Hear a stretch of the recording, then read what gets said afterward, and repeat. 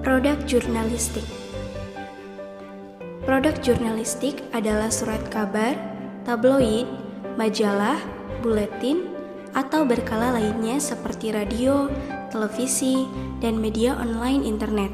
Namun, tidak setiap surat kabar disebut produk jurnalistik. Surat kabar, tabloid, majalah, dan buletin dapat digolongkan ke dalam 3 kelompok besar. Yang pertama, berita atau news. Yang kedua, opini atau views. Dan yang ketiga, iklan atau advertising. Dari 3 kelompok besar itu, hanya berita atau news dan opini saja yang disebut produk jurnalistik. Selanjutnya, akan dibahas secara mendalam mengenai produk jurnalistik, yaitu tentang berita dan opini.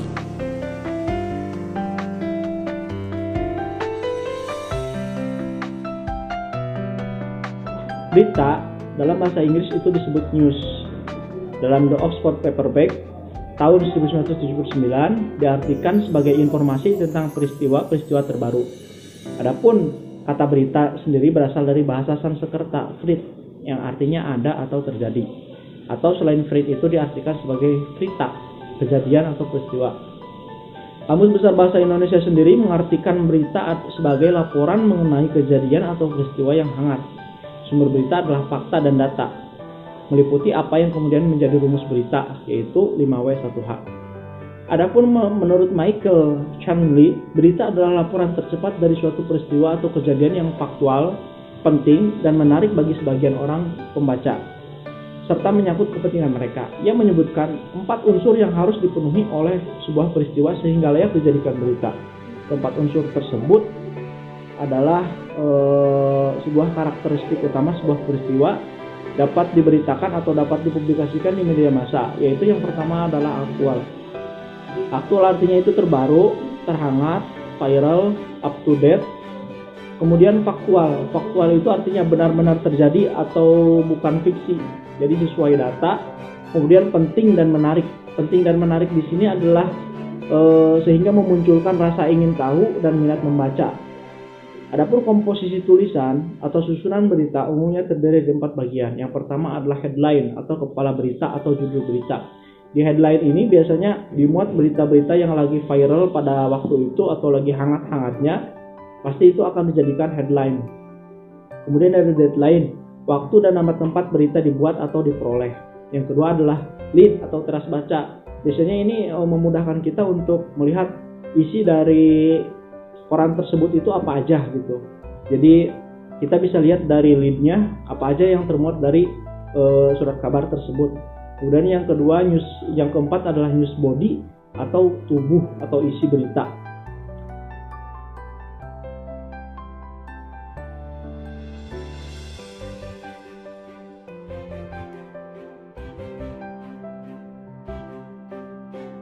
Kemudian selain berita, produk jurnalistik yang kedua adalah opini atau views.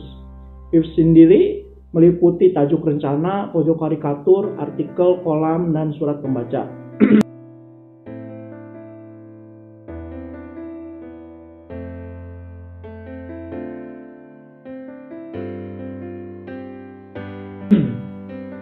Nah, di sini saya akan menerangkan tentang pojok berita. Pojok berita adalah kutipan, pernyataan, singkat narasumber atau peristiwa tertentu yang dianggap menarik atau kontroversial. Biasanya kalau kita membaca surat kabar itu, di pojok itu suka ada kolom yang isinya itu kalimat-kalimat atau perkataan-perkataan yang dianggap menarik atau humoris atau penting atau kritis yang dilontarkan oleh narasumber. Dan kemudian itu akan dicubit bahasanya oleh media atau redaksi supaya mengungkap apa yang sedang diterangkan oleh narasumber.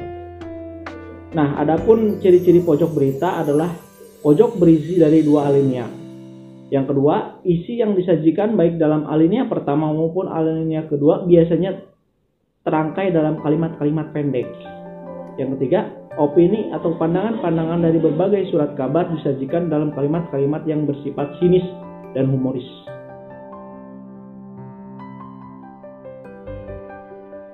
Yang kedua adalah tajuk rencana.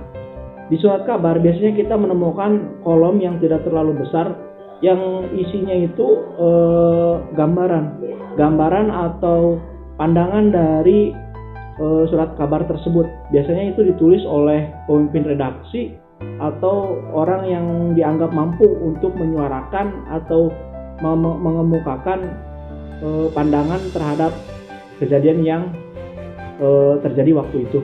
Biasanya ini ada di halaman kedua setelah headline ditempatkannya. Kemudian isinya itu adalah sebuah sikap atau pandangan dari sekelompok orang atau orang yang kemudian itu dirangkum dan disusun menjadi sebuah tajuk rencana, dan biasanya ini ada di halaman kedua. Nah, adapun jenis tajuk meliputi 4 hal. Yang pertama adalah menjelaskan berita, tentunya dengan interpretasi dan sudut pandang subjektif media atau penulisnya. Karena memang media juga itu, apalagi zaman sekarang, media itu pasti di belakangnya berbagai macam orang dengan kepentingan yang berbeda. Biasanya tajuk berita itu pandangan yang sekiranya itu mendukung kelompok tersebut atau organisasi tersebut. Yang kedua adalah mengisi latar belakang, yakni memberikan kaitan suatu berita dengan realitas sosial lainnya atau informasi tambahan. Yang ketiga adalah meramalkan masa depan. Biasanya di tajuk berita ini sekiranya ada contoh, ada pandemi corona, maka di tajuk berita itu akan dipaparkan apa yang akan terjadi tahun depan atau tahun-tahun selanjutnya jikalau pandemi masih terjadi, contohnya. Kemudian yang keempat adalah meneruskan atau penilaian moral, yakni memberikan penilaian dan pernyataan sikap atas suatu peristiwa. Jadi biasanya ketika ada peristiwa terjadi, maka di tajuk berita itu yang pertama mereka akan memberikan pandangan mereka terhadap peristiwa tersebut. Kemudian mereka akan memberikan gambaran apa yang akan terjadi di masa depan, di masa-masa yang akan datang.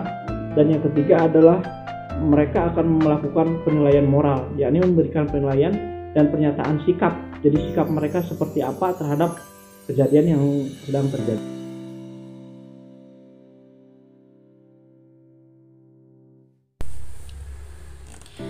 Karikatural secara etimologis berasal dari bahasa Italia, yaitu caricare, yang memiliki arti melebih-lebihkan. Kata caricare itu sendiri juga dipengaruhi dari kata carattere, yang mana berasal dari bahasa Italia juga, yang memiliki arti karakter, dan kata cara bahasa Spanyol yang berarti wajah. Jadi secara etimologis bahwa karikatur itu adalah gambar wajah dan karakteristik seseorang yang diekspresikan secara berlebih-lebihan.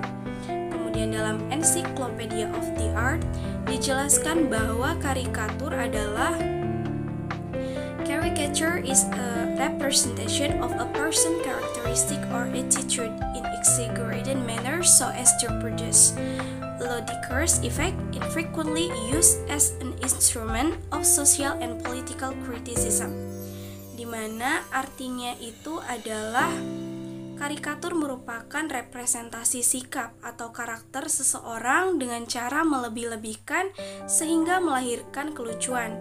Karikatur juga sering dipakai sebagai sarana kritik sosial dan politik. Nah, dalam perkembangan kemudian sesuai dengan dinamika persoalan yang dihadapi dan diliputi oleh pers, karikatur tidak hanya menunjukkan kepada gambar wajah seseorang yang dilebih-lebihkan. Karikatur juga mencakup semua peristiwa yang terjadi, diliput dan menjadi sorotan pers. Menggambar karikatur termasuk proses yang kreatif oleh seorang ahli grafis sekaligus seorang jurnalis. Sebagai ahli grafis, ia harus dapat menyajikan gambar yang memenuhi kaidah komposisi, gradasi, dan aksentuasi secara tajam dan serasi. Sebagai jurnalis, ia harus pandai memilih topik yang sedang aktual, menyangkut kepentingan masyarakat umum, dan mengemasnya dalam paduan gambar serta kata-kata yang singkat, lugas, dan sederhana. Nah, secara teknis jurnalistik ini, karikatur karikatur diartikan sebagai opini redaksi media dalam bentuk gambar yang syarat dengan muatan kritik sosial dengan memasukkan unsur kelucuan, anekdot, atau humor agar siapapun yang melihatnya dapat tersenyum, termasuk tokoh atau objek yang dikarikaturkan itu sendiri. Kemudian, sebuah karikatur dikatakan efektif apabila karikatur itu telah menjalankan fungsinya, yakni karikatur harus membuat senyum untuk semua, senyum untuk yang dikritik agar tidak marah, senyum untuk masyarakat yang mewakili aspirasinya, kemudian senyum untuk sang karikaturis karena tidak terjadi apa-apa. Selanjutnya yaitu artikel. Nah, artikel adalah tulisan lepas berisi opini seseorang yang mengupas tuntas suatu masalah tertentu yang sifatnya aktual atau kontroversial dengan tujuan untuk memberitahu atau bersifat informatif, kemudian mempengaruhi dan meyakinkan atau persuasif argumentatif, atau menghibur khalayak pembaca atau rekreatif. Disebut lepas karena siapapun pembaca boleh menulis artikel dengan topik bebas sesuai dengan minat dan keahliannya masing-masing. Selain itu, juga artikel yang ditulis tersebut tidak terikat dengan berita atau laporan tertentu. Ditulisnya boleh kapan saja, di mana saja, dan siapa saja. Artikel dapat dibedakan menurut jenisnya. Nah, adapun jenis-jenis artikel, yang pertama ada artikel praktis. Nah, artikel praktis ini lebih banyak bersifat petunjuk praktis atau cara melakukan sesuatu atau how to do it. Misalnya, petunjuk cara membuka internet, cara praktis merawat tanaman bonsai, 10 langkah membuat kue tart, kiat ramping dan cantik dalam 15 hari, atau cara cepat menguasai rumus dan hitungan matematika. Nah, artikel praktis ini lebih menekankan pada aspek ketelitian dan keterampilan daripada masalah pengamatan dan pengembangan pengetahuan serta analisis peristiwa. Artikel praktis biasanya ditulis dengan menggunakan pola kronologis. Artinya, pesan disusun berdasarkan urutan waktu atau tahapan pekerjaan. Kemudian yang kedua, ada artikel ringan. Artikel ringan ini lazim ditemukan pada rubrik anak-anak, remaja, wanita, dan keluarga. Artikel jenis ini lebih banyak mengangkat topik bahasan yang ringan dengan cara penyajian yang ringan pula, dalam arti tidak menguras pikiran kita. Untuk menerima atau mencernanya, kita sebagai pembaca tidak memerlukan persiapan dan perhatian secara khusus. Artikel ringan ini tak ubahnya makanan mie siap saji atau permen karet yang bisa dikunyah kapan saja dan di mana saja. Topik bahasan seperti kiat sukses belajar di perguruan tinggi, benarkah Anda tipe orang ambisius, 10 ciri wanita, atau 9 kelemahan pria di mata wanita, termasuk ke dalam kategori artikel ringan. Siapapun yang membacanya tidak perlu mengerutkan dahi, berpikir lebih keras, atau bahkan menganalisis lebih tajam, atau menggugatnya secara akademis. Nah, artikel ringan ini bisa dibaca kapan saja secara sekilas, baik ketika teman-teman menunggu di tempat praktis dokter, atau di ruang-ruang tunggu terminal, atau di stasiun, atau di bandara, di mana saja. Artikel ringan ini dikemas dengan gaya paduan informasi dan hiburan atau infotainment. Kemudian yang ketiga, ada artikel analisis ahli. Nah, artikel analisis ahli ini biasa kita temukan pada halaman muka atau halaman-halaman berita atau halaman rubrik-rubrik khusus tertentu.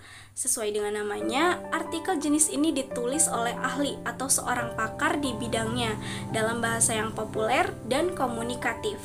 Artikel analisis ahli mengupas secara tajam dan mendalam suatu persoalan yang sedang menjadi sorotan dan bahan pembicaraan hangat di kalangan masyarakat.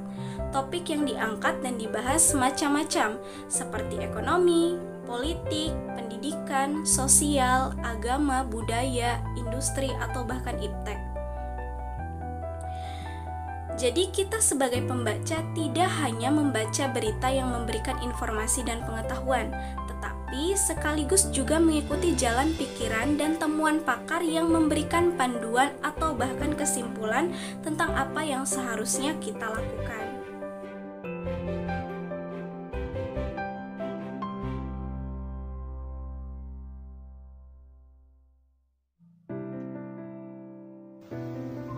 kolom adalah suatu rubrik yang secara khusus ditulis oleh para pakar yang berisikan karangan atau tulisan pendek yang berisikan pendapat subjektif daripada penulisnya sendiri.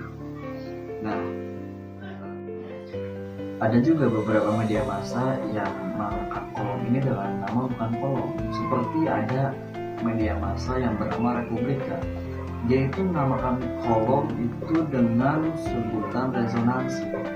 Ada juga Kompas itu menamakan kolom dengan asal usul.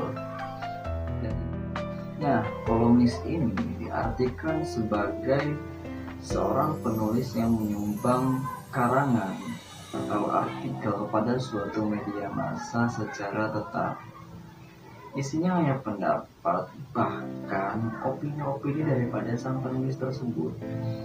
Berbeda dengan tulisan artikel yang berisi pendapat, namun disertai tuturan data, fakta, berita, dan juga argumentasi berdasarkan teori-teori yang nyata atau yang jelas, yang relevan, yang mendukung pendapatnya tentang suatu masalah. Naskah kolom sendiri di sini tidak memiliki struktur suatu tulisan. Namun naskah kolom ini biasanya berisi langsung kepada tubuh tulisannya, yakni berupa pokok pembahasan ataupun pengungkapan yang sejenis, dan pendapat penulisnya tentang masalah tersebut. Judulnya pun biasanya tidak banyak kata, singkatlah. Bahkan ada juga yang berisikan hanya satu kata.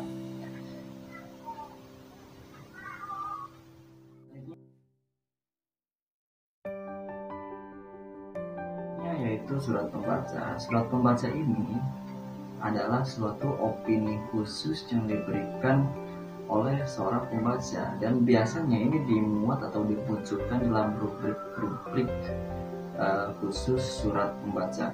Nah, surat pembaca sendiri biasanya berisi keluhan ataupun komentar pembaca tentang apa saja yang menyangkut kepentingan dirinya atau masyarakat, seperti itu.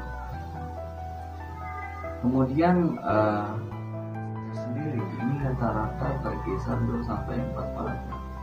Rubrik surat pembaca lebih merupakan layanan publik dari pihak redaksi terhadap masyarakat. Nah, di sini terdapat ciri-ciri surat pembaca. Yang pertama merupakan surat yang berisi pesan, yaitu keluhan ataupun komentar daripada pembaca terhadap pihak redaksi yang berkaitan. Kemudian yang kedua bersifat umum. Artinya surat yang boleh dibaca adalah oleh banyak orang, bukan terkhusus pada orang tertentu gitu. Yang ketiga biasanya singkat, padat, dan jelas.